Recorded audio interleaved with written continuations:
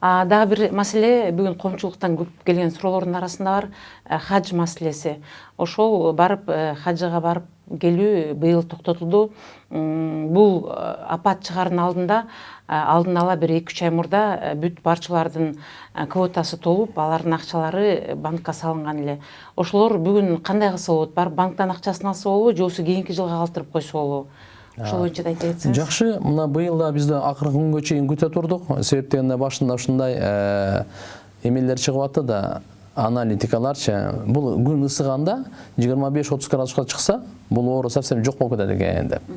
Анан ошондой андай болбой эле дагы эле уланып турду да.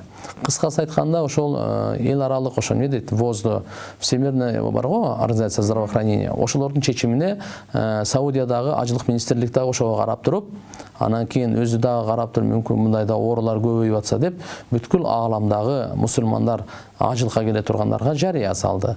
Туугандар, кечиресиздер, быйыл ушундай эпидемиянын, пандемиянын себебинен биз коопсуздукту карап, ажылардын дагы, коноктордун дагы, өзүбүздүн мамлекетибиздин жарандарын дагы, ошондуктан быйыл ажылык болбойт. Бир гана кыска жана өзүнүн чектелүү гана адамдардын санында Саудия мамлекетиндеги жашаган, ошол чет мамлекетте мигрант барып иштегендер бар, өздөрүнөн бар, ошолор менен гана азыраак санда гана болот деди дагы барды. Биз ошол эле замат Кыргызстандагы, мисалы өзүбүзгө тиешелүү баардык ошо ажыларга кабарын бердик. Мынакей туугандар, эми себеп дегенде баягы кезек күтүү деген бар да. Эгерде бирөө кааласа, акчасы ошо бойдон тура берет. Эмдиги жыл ошо кезек менен эле кетет.